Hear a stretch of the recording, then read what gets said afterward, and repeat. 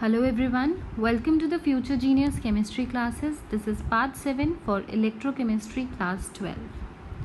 Today we are going to talk about Nernst equation. अभी तक हमने सीखा है कि जब भी स्टैंडर्ड टेम्परेचर और प्रेशर होता है तो उस पर हम इलेक्ट्रॉन पोटेंशियल कैसे निकालते हैं, राइट? उसके लिए एक इक्वेशन सीखी है हमने, E nought cell equals to E nought of cathode minus E nought of anode.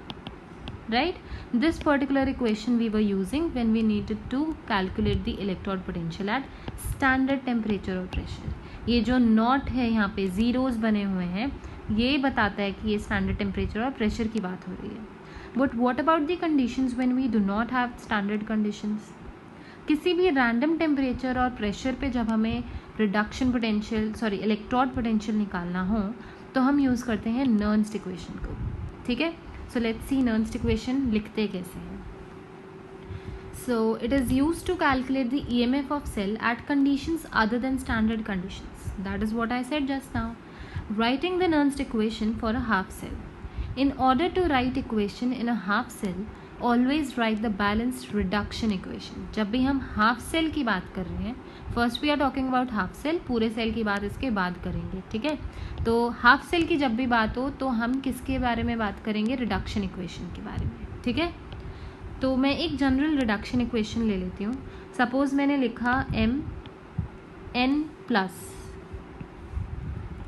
कोई भी मेटल है M, ठीक है, उसकी ऑक्सीडेशन स्टेट है N plus. It will gain electrons क्योंकि मुझे रिडक्शन इक्वेशन लिखनी है, और ये सॉलिड फॉर्म में कन्वर्ट हो जाएगा. ये एक्वस था यहाँ पे आयनिक फॉर्म में. ठीक है, कैसे समझेंगे इसको? जैसे सपोज मेरे पास क्रोमियम है +3 ऑक्सीडेशन स्टेट में, सॉलिड में जाने के लिए इट गेन्स 3 इलेक्ट्रॉन्स. ऐसा ही होता है. सिमिलरली कॉपर है +2 में, तो वो 2 इलेक्ट्रॉन्स को गेन करेगा और कॉपर सॉलिड बन जाएगा. तो ऐसे ही मैंने एक जनरल इक्वेशन लिख दी सारे मेटल्स के लिए कि मेटल M है जिसकी ऑक्सीडेशन नंबर क्या है? N प्लस है, ऑक्सीडेशन स्टेट N प्लस है, तो वो N इलेक्ट्रॉन्स को ही गेन करेगा सॉलिड फॉर्म में जाने के लिए, right? N plus oxidation state से 0 में गया, रिड्यूस हो गया. फाइन. अब मेरी नर्न्स्ट इक्वेशन कैसे लिखूंगी मैं इस पर्टिकुलर इक्वेशन के हिसाब से, उसको देखना. E Mn plus M equals to E nought Mn plus M minus RT by NF ln, पहले मैं लिख देती हूँ Q. फाइन. अब इसको देखना मैंने क्या लिखा है. E नॉट से आपको पता है मैं किसकी बात करती हूँ? रिडक्शन पोटेंशियल की. रिडक्शन पोटेंशियल क्यों? क्योंकि ये रिडक्शन इक्वेशन है.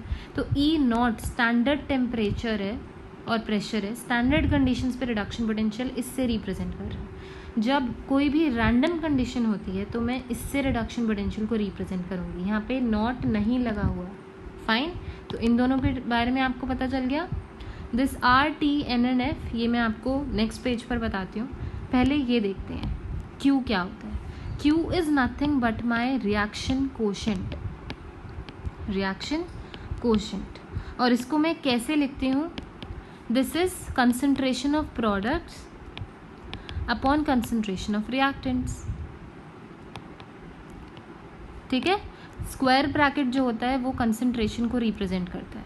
तो मैं Q को हटाकर कहना है राइट कंसंट्रेशन ऑफ प्रोडक्ट्स. क्या हुआ मेरा प्रोडक्ट यहाँ पे? M solid upon Mn plus aqueous की concentration.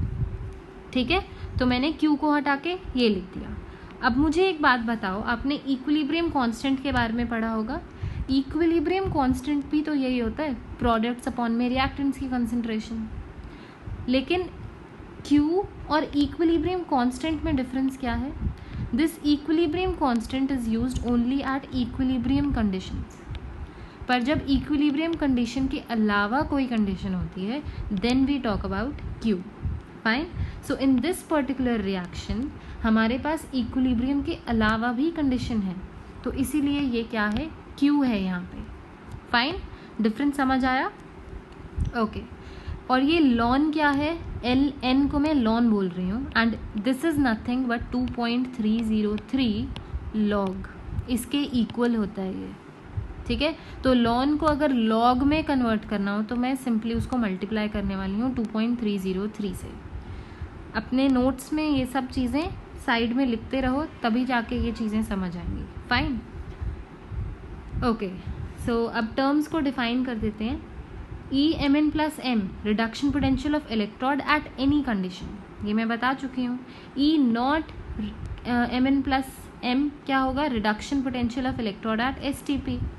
Are is the gas constant, ये जो आर था यहाँ पे ये गैस कांस्टेंट है और इसकी वैल्यू कितनी है 8.314 जूल पर केल्विन पर मोल।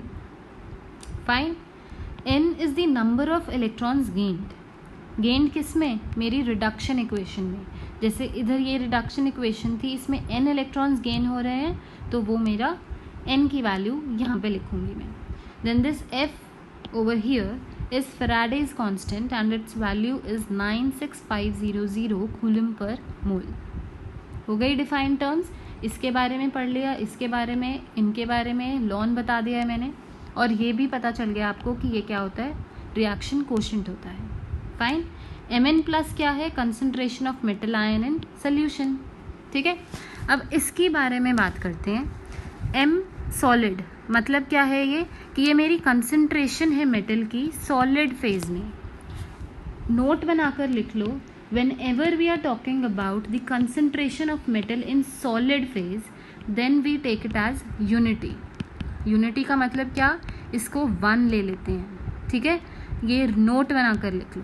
तो अगर इसको 1 ले लेते हैं तो can I simply write this equation as ln, I rub it off. ठीक है, और इसकी जगह पे आई कैन राइट 1, क्योंकि मेटल की कंसंट्रेशन सॉलिड स्टेट में क्या होती है, यूनिटी। तो मैंने इक्वेशन को अपना ऐसे कंसिडर कर लिया, ऐसे चेंज कर लिया। So this is my Nernst equation. ठीक है, अब मैं क्या करूँगी, आर की वैल्यू डालने वाली हूँ, टेम्परेचर की वैल्यू डालूंगी, एफ की वैल्यू डालूंगी। तो डिफरेंट टर्म्स की वैल्यू डाल के इस इक्वेशन को थोड़ा सा और सिंप्लीफाई करते हैं। ठीक है, so I have written my equation over here. थोड़ा सा और सिंप्लीफाई करना है, so I can write E M N plus M equals to E not M N plus M minus R की वैल्यू क्या है, आर की वैल्यू थी 8.314 जूल पर केल्विन पर मोल। ठीक है, तो मैं 8.314 लिखूंगी यहाँ पे। टेम्परेचर, सपोज मैं रूम टेम्परेचर की बात करती हूँ, रूम टेम्परेचर पे इट इज़ 25 डिग्री सेल्सियस, जिसको मैं 298 केल्विन भी बोल सकती हूँ। तो मैंने इंटू 298 कर दिया। ठीक है, upon number of electrons gained तो n ही है इस इक्वेशन के हिसाब से। ठीक है, तो मैं n इलेक्ट्रॉन्स को वहाँ पे पुट करूँगी, n ही लिखने वाली हूँ। f is 96500। फाइन। नेक्स्ट मेरे पास ये लॉन आता है जिसकी वैल्यू क्या थी 2.303 लॉग। तो मैं इस लॉन को भी लॉग में कन्वर्ट कर दूँगी। तो इधर मैं मल्टीप्लाई करूँगी 2.303 and then I can write log 1/mn plus और इसकी कंसंट्रेशन। ठीक है, तो मैंने इक्वेशन पे सिर्फ वैल्यूज पुट कर दी हैं and when I solve all of these values तो मेरे पास आंसर देखना क्या आता है, E M N plus M equals to E not M N plus M fine minus 0.059 upon N log 1/mn plus. ठीक है, और ये करने के बाद मेरी इक्वेशन, जो मेरी नर्न्स्ट इक्वेशन है, वो क्या हो गई, बिल्कुल सिंप्लीफाई हो गई है। मुझे अब सारी टर्म्स याद करने की ज़रूरत नहीं है। I just have to learn that electrode potential at random condition equals to electrode potential at STP minus 0.059 upon n log 1/mn plus. ठीक है, तो ये मेरी क्या हो गई, नर्न्स्ट इक्वेशन हो गई। ठीक है, क्या मैं इसको ऐसे लिख सकती हूँ, अगर मैं इस चीज़ को न्यूमरेटर में लाना चाहती हूँ, मेरी कंसंट्रेशन ऑफ आयनिक मेटल को न्यूमरेटर में लाना चाहती हूँ, तो मेरा ये साइन चेंज हो जाएगा। सिंपल मैथ्स है इसमें भी। तो I can write E M N plus upon M over M equals to E not M N plus N plus 0.059 by N log of M N plus, ऐसे भी लिख सकती हूँ। तो आप देखना किसी भी टर्म में लिख रही हूँ, बस मेरा साइन चेंज हो रहा है। फाइन। तो ये मेरी थी नर्न्स्ट इक्वेशन। किसके लिए है ये Nernst equation? For half cell. और हाफ सेल में क्या कंसिडर करते हैं? रिडक्शन इक्वेशन को कंसिडर करना होता है। समझ आया? कुछ न्यूमेरिकल्स देखते हैं। Write the Nernst equation for chromium +3 chromium electrode. अब मुझे देखना सिर्फ क्रोमियम +3 क्रोमियम दिया है, तो ये मेरा क्या है? हाफ सेल है। कोई और मेटल तो नहीं है ना, सिर्फ एक मेटल है, तो हाफ सेल है। और हाफ सेल में नर्न्स्ट इक्वेशन लिखने के लिए आई नो कि मुझे क्या लिखना होता है? रिडक्शन इक्वेशन को कंसिडर करना होता है। तो मैं क्रोमियम +3 क्रोमियम के लिए एक रिडक्शन इक्वेशन लिखने वाली हूँ। एंड क्रोमियम के लिए I know chromium +3 it will gain 3 electrons and then get converted into chromium solid. ठीक है। और मेरी नर्न्स्ट इक्वेशन मुझे याद हो ही गई है। अब क्या होता है? इलेक्ट्रोड पोटेंशियल, इस केस में क्रोमियम है, क्रोमियम +3 से क्रोमियम में जा रहा है, equals to electrode potential at STP condition. ठीक है, माइनस सिंपली 0.059 लिख सकती हूँ मैं, अपॉन, अब यहाँ पे क्या था? n था, n was number of electrons gained. ये तो मेरी जनरल इक्वेशन थी, उसके लिए था। इस केस में मेरी इक्वेशन क्या है? क्रोमियम की इक्वेशन है और उसने 3 इलेक्ट्रॉन्स को गेन किया है, तो n की बजाय मैं लिखने वाली हूँ 3। ठीक है, लॉग 1 अपॉन क्रोमियम +3 की कंसंट्रेशन। समझ आया? तो this is my Nernst equation. Similarly एक और क्वेश्चन है, write the Nernst equation for Cl2 Cl- electron. So again ये हाफ सेल है, सिर्फ एक ही एलिमेंट है, तो मैं इसके बारे में भी नर्न्स्ट इक्वेशन लिखने के टाइम पर रिडक्शन इक्वेशन लिखने वाली हूँ। क्या है इसकी reduction equation? Cl2 gaseous form में होता है ये, इट विल गेन 2 इलेक्ट्रॉन्स और क्या बना देगा? 2Cl negative aqueous. समझ आया? तो अब इसकी नर्न्स्ट इक्वेशन देखना, E Cl2 Cl- equals to E naught Cl2 Cl- minus 0.059। ये वाला माइनस क्लोरीन का है। ठीक है, इसमें कंफ्यूज नहीं हो ना। ओके, सो 0.059 अपॉन कितने इलेक्ट्रॉन्स गेन हुए? 2 इलेक्ट्रॉन्स, लॉग ऑफ, अब इधर ध्यान देना, ना ही कोई चीज़ सॉलिड में है, यहाँ पे एक्वस और गैशियस में है। तो सॉलिड वाली जो चीज़ें होती हैं, सॉलिड वाला जो मेटल होता है, उसकी कंसंट्रेशन को हम यूनिटी लेते हैं, लेकिन एक्वस और गैशियस की कंसंट्रेशन को यूनिटी नहीं लेते। तो इसमें दोनों लिखने वाले हैं। तो प्रोडक्ट क्या है मेरा? Cl-, स्क्वायर कर दूंगी इसका मैं, क्योंकि जो मेरा कोफिशिएंट होता है आगे का वो स्क्वायर में चला जाता है। ठीक है, अपॉन Cl2 की कंसंट्रेशन, गैशियस है ये। समझ आया? ये एक्वस है और ये गैशियस है। तो ये मेरी नर्न्स्ट इक्वेशन होगी इस पर्टिकुलर इलेक्ट्रोड के लिए।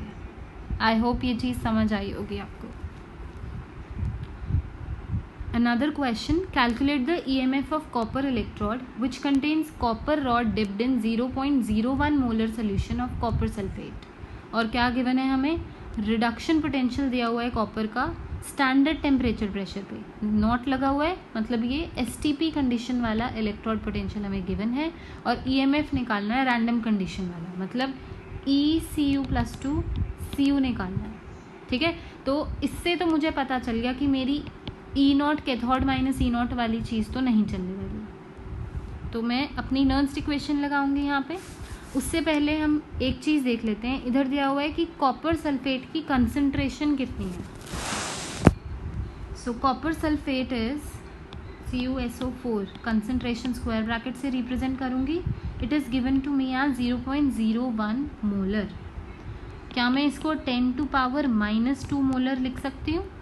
ठीक है, and I know that copper sulphate copper +2 और SO4 2- में डिसोशिएट हो सकता है। तो कॉपर सल्फेट की कंसंट्रेशन अगर 10⁻⁻² मोलर है तो उसके आयंस की भी मैं वही लिख देती हूँ। न्यूमेरिकल्स में हम ऐसे करते हैं, ठीक है। तो I can say that my copper +2 concentration is also 10⁻⁻² molar. Fine. तो अब मैं एक रिडक्शन इक्वेशन लिखने वाली हूँ, क्योंकि एक हाफ सेल है, सिर्फ कॉपर इंक्लूडेड है। तो my reduction equation for copper would be copper +2 electrons gives copper solid. Nernst equation क्या होगी? E copper +2 copper equals to E0 copper +2 copper -0.059 upon n को मैं 2 लिख सकती हूँ क्योंकि 2 इलेक्ट्रॉन्स गेन हो रहे हैं, log ऑफ 1 अपॉन कॉपर +2 की कंसंट्रेशन। ठीक है, क्योंकि ये तो सॉलिड है यहाँ पे, तो इसको मैं यूनिटी ले लेती हूँ। सिंपली वैल्यूज पुट करेंगे अब। E0 Cu +2 Cu given in the question है, 0.34 वैल्यू है इसकी, और ये तो मुझे कैलकुलेट करना ही है, ये वाली टर्म। ठीक है, तो E0 की वैल्यू है 0.34 -0.059/2 log ऑफ 1/10⁻²। ठीक है, क्या मैं 10⁻² को न्यूमरेटर में ले जाकर 10⁻² लिख सकती हूँ? Of course I can right it. तो मैं इसको रब ऑफ करके सिंपली लिख दूंगी 10⁻²। ठीक है, and I know that my log 10 is equal to 1। log 10 कितना होता है? 1 के इक्वल होता है। तो मेरी वैल्यू इस पर्टिकुलर चीज़ की क्या आ जाएगी? सिंपली इसकी पावर 2 हो जाएगी। log पढ़ा हुआ है ना, तो ये पावर जो है यही मेरा आंसर आ जाता है। जब भी हम log को सॉल्व करते हैं, log 10 की वैल्यू पावर 2 में क्या हो जाएगा? ये 2 log 10 and log 10 is equal to 1।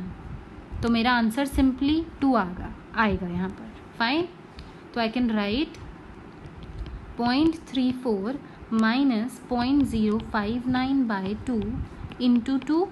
ठीक है, 2 से 2 कैंसिल हो जाएगा and my answer will come out to be as 0.281 volts. ये मेरा हो गया EMF ऑफ कॉपर इलेक्ट्रोड। ठीक है, रैंडम कंडीशन वाला। ऐसे हमने नर्न्स्ट इक्वेशन यूज़ करी, नर्न्स्ट इक्वेशन याद करी और आंसर निकल गया।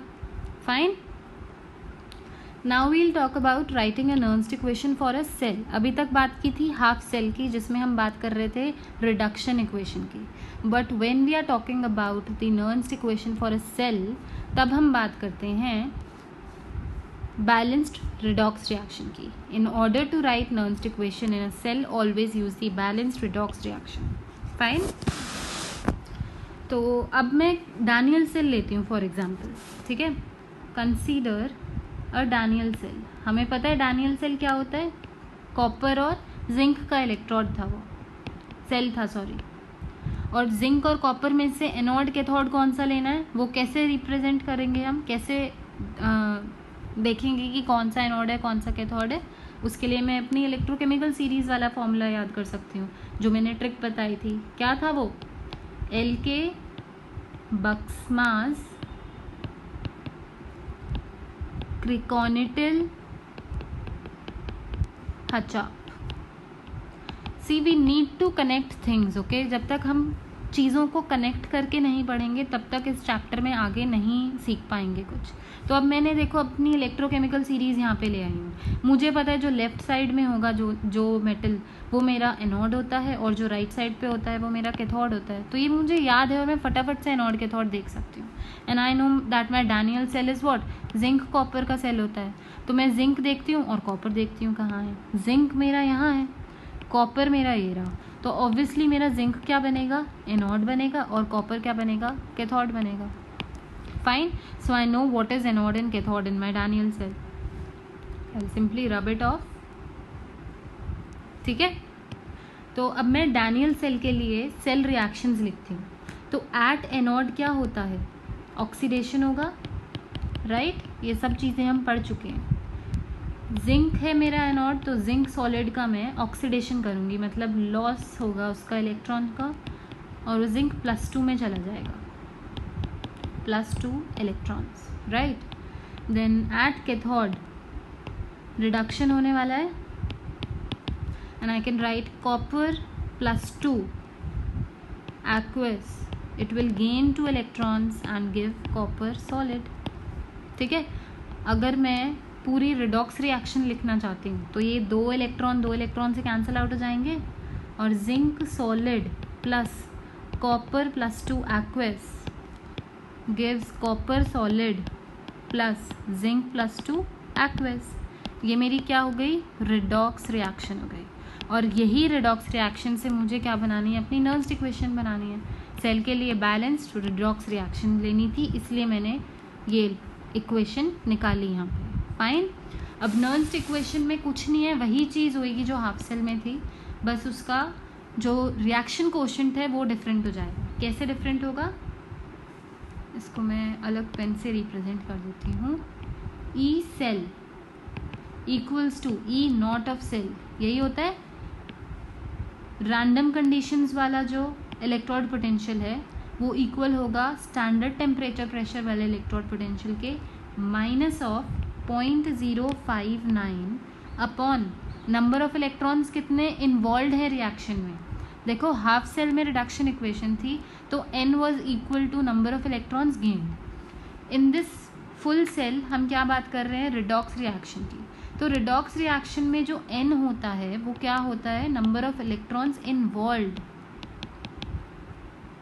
इन्वॉल्व किसमें, दोनों हाफ सेल रिएक्शंस में कितने गेन हुए कितने लूज हुए, ठीक है। तो इस केस में 2 हैं तो n इज इक्वल टू 2 हो जाएगा। लॉग ऑफ कितना हो जाएगा, अब इसमें मैंने बताया था सॉलिड वाले मेटल्स की जो कंसंट्रेशन होती है वो यूनिटी होती है, तो ये 1 हो जाएगा। तो मैं सिंपली लॉग में क्या लिखूंगी, अपना प्रोडक्ट का कंसंट्रेशन अपॉन रिएक्टेंट का concentration, and my product over here is what, zinc +2, और रिएक्टेंट क्या है, कॉपर +2। तो सिंपली यही लिखने वाली हूँ, log of zinc +2 upon copper +2 concentration. ये मेरी क्या आ गई, नर्न्स्ट इक्वेशन आ गई पूरे सेल की पूरे सेल को जब मैं बात करती हूँ उसके लिए, ठीक है।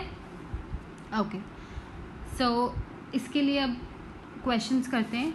Right Nernst equation for copper AgNO3, ये NO3 है, फाइन। कॉपर AgNO3 सेल के लिए फिर से मुझे एनोड कैथोड देखना होगा अपना।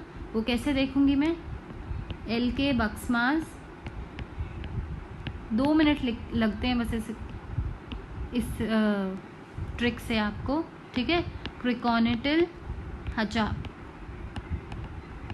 लिख लिया। कॉपर कहाँ है, ये था मेरा कॉपर। सिल्वर कौन सा था, पहले वाला ए मेरा सिल्वर था, तो कॉपर मेरा एनोड है और सिल्वर मेरा कैथोड है। पता चल गया, ओके। इसको मैं रब कर दूंगी। सेल रिएक्शंस लिखूंगी क्योंकि पूरा सेल है तो मुझे यहाँ पे पूरा रिडॉक्स रिएक्शन को देखना है। तो एट एनोड क्या होगा, ऑक्सीडेशन होगा। एनोड क्या था मेरा इसमें, कैथोड, सॉरी एनोड था मेरा कॉपर, तो कॉपर लूज करेगा इलेक्ट्रॉन्स को, sorry copper +2 electrons, fine. Cathode पे क्या होने वाला है, रिडक्शन, तो मेरा रिडक्शन होगा सिल्वर का, Ag+ इलेक्ट्रॉन, Ag सॉलिड, ठीक है। मुझे पता है सिल्वर का नॉर्मल ऑक्सीडेशन स्टेट +1 है और कॉपर का +2 है, तो इधर तो 2 इलेक्ट्रॉन्स लूज हुए और इधर 1 इलेक्ट्रॉन गेन हुआ है। तो मुझे जब भी रिडॉक्स रिएक्शन लिखनी होती है ना, तो I do not consider electrons in my redox reaction. मुझे रिडॉक्स रिएक्शन में अपने इलेक्ट्रॉन्स नहीं लिखने होते, ठीक है, ये रूल होता है। तो मैं क्या करूँगी, सिंपली अपनी सेकेंड इक्वेशन को मल्टीप्लाई करने वाली हूँ 2 से, क्योंकि जब मैं इसको मल्टीप्लाई कर दूँगी 2 से तो ये क्या हो जाएगा, 2Ag+ 2 इलेक्ट्रॉन और 2Ag। मैं 2 इलेक्ट्रॉन से 2 इलेक्ट्रॉन कैंसिल आउट कर सकती हूँ, जो कि मैं पहले नहीं कर सकती थी, तो इसलिए मैंने अपनी इक्वेशन को 2 से मल्टीप्लाई कर दिया. फाइन. तो अब रिडॉक्स रिएक्शन लिखते हैं. This 2 electron will get cancelled with this 2 electron in the left hand side. और रिडॉक्स रिएक्शन क्या लिखूंगी मैं? Copper solid plus 2Ag plus aqueous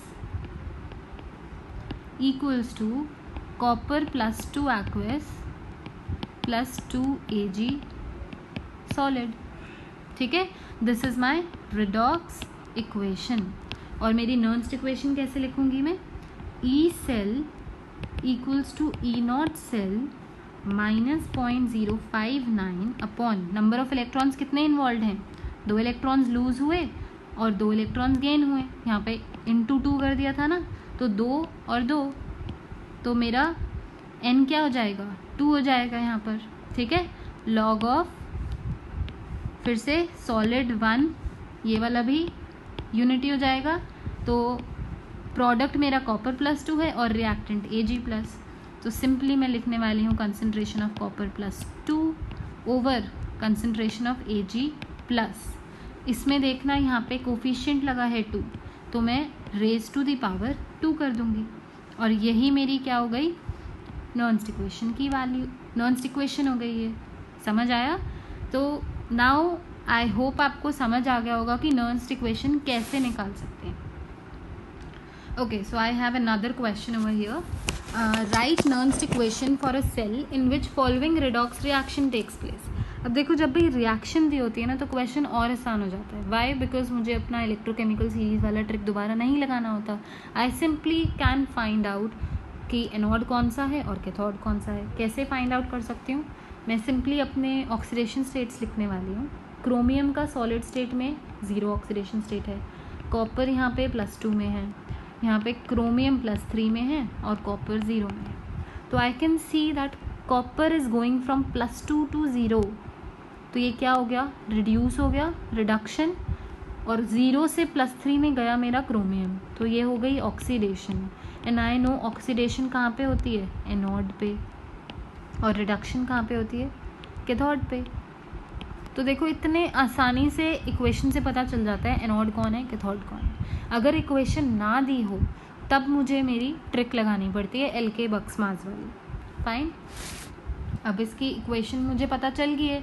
ये देखो, अभी इक्वेशन क्या है? ये रिडॉक्स रिएक्शन की ही तो इक्वेशन है. बट फिर भी मुझे हाफ सेल की रिएक्शंस लिखनी आनी चाहिए. क्यों? क्योंकि उससे मुझे n की वैल्यू पता चलती है. n क्या है? नंबर ऑफ इलेक्ट्रॉन्स कितने इन्वॉल्व हैं वो पता चलता है. ठीक है, क्योंकि इसमें देखो +2 +3, इसमें n नहीं पता चल रहा ना, तो इसलिए मैं हाफ सेल की रिएक्शंस भी लिखूंगी. तो एट एनोड क्या होगा? ऑक्सीडेशन. किसका ऑक्सीडेशन हो रहा है? क्रोमियम का. तो I can simply write that chromium solid, chromium +3 में कन्वर्ट हुआ बाय लूजिंग 3 इलेक्ट्रॉन्स.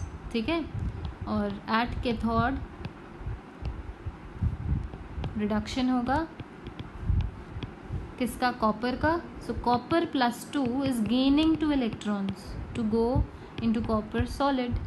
ठीक है, अब इसमें भी देखना, राइट हैंड साइड पे जो नंबर ऑफ इलेक्ट्रॉन्स हैं वो 3 हैं और लेफ्ट हैंड साइड पे 2 हैं. इनको मुझे इक्वल करना है, तभी जाके वो कैंसिल आउट होंगे. तो कैसे मैं इक्वल करूँगी?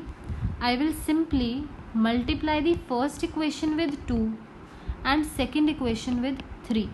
तभी जाके ये इलेक्ट्रॉन्स लेफ्ट हैंड साइड और राइट हैंड साइड वाले क्या होंगे? इक्वल होंगे. कैसे होगा ये? 2 3 6 इलेक्ट्रॉन्स हो जाएंगे यहाँ पे. सिमिलरली 3 2 6 इलेक्ट्रॉन्स हो जाएंगे और फिर मैं इन दोनों को कैंसिल कर सकती हूँ. ठीक है, okay.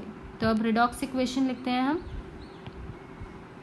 My redox equation is, ये 3 इलेक्ट्रॉन्स 2 इलेक्ट्रॉन्स ये मल्टीप्लाई होकर 6 होकर कैंसिल आउट हो जाएंगे. अब मैं सिंपली अपनी इक्वेशन लिखने वाली हूँ. 2 chromium solid plus 3 copper +2 aqueous gives 2 chromium +3 aqueous plus 3 copper solid. ये मेरी रिडॉक्स इक्वेशन हो गई. समझ आया? ये जो मल्टीप्लाई करती हूँ ये मैं इनके साथ भी करती हूँ, इसीलिए मैंने यहाँ पे कोफिशिएंट्स चेंज किए हैं, ठीक है। अब इसी इक्वेशन के बेसिस पे मैं अपनी नर्न्स्ट इक्वेशन लिखने वाली हूँ। I will take some other pen, page change नहीं करेंगे, यहीं पे लिखती हूँ, आप थोड़ा सा समझना है इसको, ठीक है। E cell equals to E nought cell minus 0.059 upon N कितना है, 6 इलेक्ट्रॉन्स है, 3 2 ज़ा 6, 2 3 ज़ा 6, 6 इलेक्ट्रॉन्स का आदान प्रदान हो रहा है, तो एन क्या हो जाएगा मेरा 6 हो जाएगा। लॉग ऑफ, अगेन सॉलिड है तो 1, ये भी सॉलिड है 1। एक्वेस कंडीशन में राइट हैंड साइड पे मेरे पास क्रोमियम है और लेफ्ट हैंड साइड पे कॉपर है, तो यही लिखूंगी मैं। लॉग ऑफ, ये वाली टर्म मैं नीचे लिख रही हूँ, कंफ्यूज मत होना, ठीक है। लॉग वाली टर्म थोड़ा नीचे लिख रही हूँ ताकि आपको अच्छे से दिख जाए। लॉग ऑफ क्रोमियम +3 की कंसंट्रेशन अपॉन कॉपर +2 की कंसंट्रेशन।